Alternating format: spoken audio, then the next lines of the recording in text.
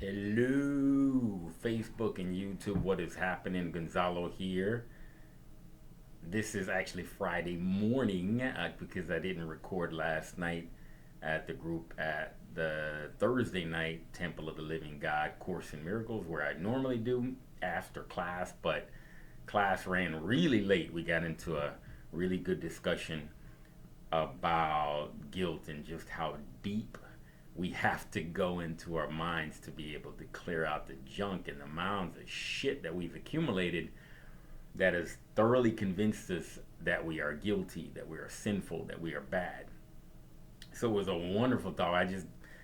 We just kept going because it was just kind of one of those things where spirit took over, and we just kept going with it because it was so helpful and so reaffirming for those on the journey and really wanting to go deep into this idea of cleansing our minds so that we can be truly free, not just talking about it, not just reading about it, not just going to group, but really, really, really doing the really deep mind level training to be able to clear out that junk which we've long avoided looking at. So I was really, really grateful for the brother that prompted the openness and the sharing. So thank you, thank you, thank you, thank you, thank you. Remember, the only guidelines of this group is one, you don't have to believe, agree, or accept anything we're sharing because we're definitely not here to try to get approval from anybody or to try to preach or debate or intellectualize. That's not the point. The point is to share what the Holy Spirit Jesus is giving us to share about the teachings of the Course in Miracles.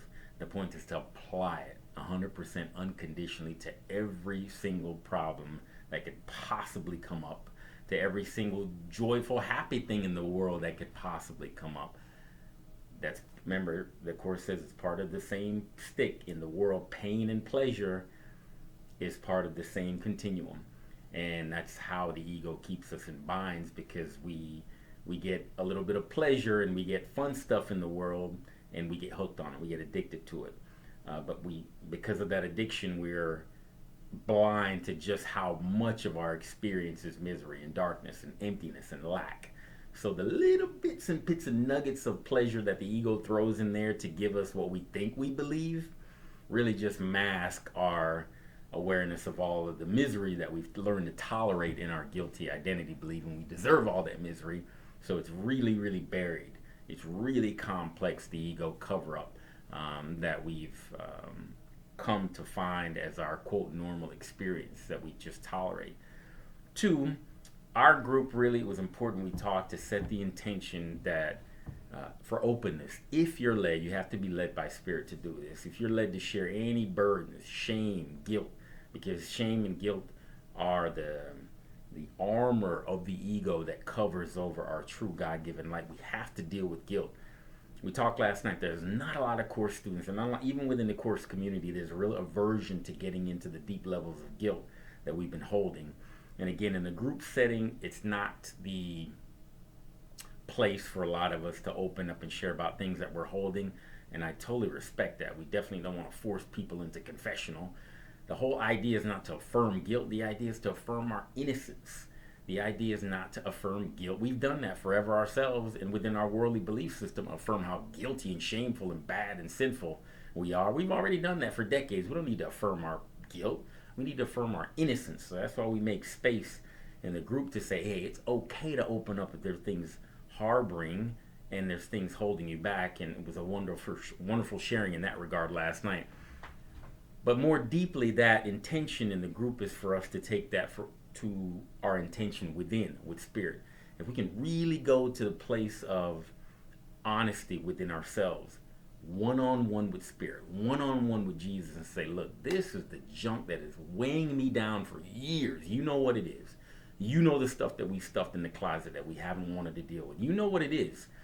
And if we go into that place of honesty, look, this stuff, XYZ, is really weighing me down. Or even if we're not conscious of it, we know what the feeling of being weighed down is. And bringing with a deep sense of honesty the burden, the experience of that weight that we just feel that we can't open up about to the Holy Spirit, to Jesus, is so essential. We have to expose the ego hangups that we're afraid of putting out there. Not about doing open confessional on a street corner. It's about openness to Holy Spirit and Jesus. If we do that consistently, we will be led with how to expose those ego hangups. We need a witness to our innocence. We need a witness to our innocence, not a witness to our guilt. We've been our own best witness to our guilt our whole lives, reaffirming what our worldly ego conditioning has piled on to our minds about just how bad, guilty, sinful, unworthy, bad, guilty, sinful, unworthy, bad, guilty, sinful, unworthy. The terrible four, I call them, is the layers of the ego lessons that have been banged into our minds since we got here. We need a witness to our innocence, and the Holy Spirit Jesus will bring that to us if we, our part, share the willingness to open up and expose those areas that we've long afraid to look at. That is an essential step to freeing ourselves from the ego. Don't be fooled. Again, the emphasis, at least where I'm being led, because it's been so powerful in confronting those fears, it's been so liberating I can't tell you how freeing and liberating it's been to break free of those chains of believing I have to hide stuff, and I have to hide my past, and I have to hide the decisions I made in the past, and I have to hide the junk that I was afraid of looking at. I cannot tell you the immense freedom. Freedom is too weak of a word. The weight that is lifted, the burden that disintegrates by confronting that stuff with Holy Spirit, exposing those hang-ups with Jesus out of this world. So that is a really important, really essential step to freeing ourselves from this ego prison called the world that we live in. It's just a step. It's not the final step. The final step is our certainty of belief of who we are in spirit. But it's an essential step along the way. We can't go from guilty bodily physical identity, who think he has to carry all of his past and all of his burdens and all of his junk from the past that he just has to carry in a big sack forever, to the perfect light of God just by talking about it. We can't go from that guilty worldly identity to the perfect light of God just by reading about it and just by saying it and just by meditating. That's not going to cut it. That's part of our journey, but an essential step is confronting the darkness. It's scary. We will not do it ourselves. We have to do it in the presence of Spirit and Jesus to be able to look at it with the eyes of truth and truly see that it cannot hurt us, it can't touch us, it can't harm us. But we really, really have to get to the root of the cover-up, that we've felt so imprisoned by, as far as approval seeking and seeking acceptance in the world, and why we feel we have to hide things and pretend and put up a good front. So essential. So I encourage in the group really for us to individually make time to encourage honesty within with Spirit, and really going into those root chains that have kept our feet firmly tied to this ego identity in the world, which has not brought us genuine happiness, genuine joy, genuine peace, genuine love, if we're honest with ourselves. 3, 100% application, not leaving anything undone. I talked a lot about the not wanting to look at the things that we've avoided, in our collective closets, as well as applying it to anything that comes up in our experience, and not leaving anything undone and unmasked within the worldly belief system. It's very easy to drop off our course practice, not practice forgiveness with people, with ourselves, with situations that come up that are really, really challenging, to turn away from them and kind of go back to our ego conditioning to problem solve. But again, 100% application is what we're after, because 100% application is the only thing that's going to free us from this worldly identity. And last one, the goal. We talked last night about people have asked me, well, what's the goal of this Course in Miracles? What's the whole point? What do you want to get to? What's the word we use? What's the end game? Well, the end game, if you want to call it that, is the total peace of God. The end game is a peace of God. Simple answer. But again, and the ego wants more. Peace of God. Okay. Okay, then what? Then what? No, the peace of God. Once we truly, truly experience, not just talk about it or read about it, but experience the peace of God, our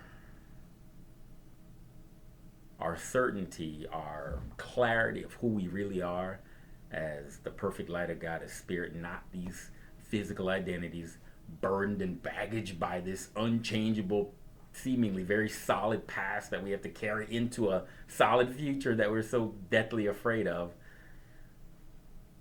The true light of God that we are, once we experience that, there's nothing that can ever tempt us to go back to the former addiction called this ego bodily identity, with all of its fun stuff that keeps us addicted to it,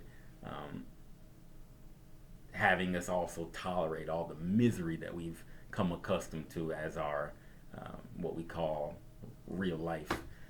So thank you so much. I appreciate you tuning in. I'm going to post this shortly, so it should be up Friday morning on Facebook and YouTube. I appreciate everybody. I really thoroughly appreciate everybody. One of the things, again, that the course gives us as sort of a benchmark for our experience of going deeper is full appreciation, even for things, experiences that are really hard and really just working us over and really having a hard time with things, to be in a place of full appreciation for that too, because that full appreciation reaffirms our identity in spirit, reaffirms the presence of God, the presence of Jesus, Holy Spirit with us. Being in full appreciation even when life is kicking our ass reaffirms the presence of the Holy Spirit with us and around us. It doesn't reaffirm the ego identity, which we think we are, as a prisoner, as a victim here, as we can't get our way out, as a situation that has control over us. Full appreciation affirms who we really are and affirms the presence that is always with us and accompanying us, that is very real, but we won't really know unless we really start to undo those blocks that are very deep and really hard to look at. So full appreciation. I thoroughly appreciate all of you and the journey and the affirmation which you provided, and it is my goal to be only truly helpful, and I will promise you I will continue to go deeper and deeper down that path and down that single one purpose of being truly helpful in all my interactions, no matter what they are, good or bad, to be only truly helpful. And to do that, we have to remember who we are, to allow the truth to lead the way. Not ourselves, not the personal identity, not the I want my freedom, I want my independence, I want to be on my own, I want to do it my way, I want to problem solve my way, I want to get my way in the world. Talked a lot about that. I want to get my way, I want to do what I want to do. No, that shit has to go. All of that individual I want freedom, I want independence, that shit has to go. Our dependence, our freedom only comes in complete dependence on God. Our true independence, true freedom only comes from complete dependence, sounds twisted, on the light of God, which is not of this world. Any dependence on this world's belief system will just wind us and wrap us in binds. As much as we want to say we want freedom and independence here, look at the world practicing their version of freedom. You know, look too free to me. Look scared, look defensive, look attack-filled, guilt-filled. Not much freedom here in this world, as much as we want to wave the flag and proclaim it, so we can only get freedom in one place, and it is not identifying as ego identities who have to attack and defend each other against a supposed threat out there. So I'll leave you with that. Thank you. Full appreciation for all of you and all of this experience. Peace, love, and oneness. Be the light you are. Feel the light you are. Be the light that you are. Feel the light that you are. Be the light that you are. Feel the light that you are. Lead us, guide us, lead us, guide us, lead us, guide us all day long. Love you.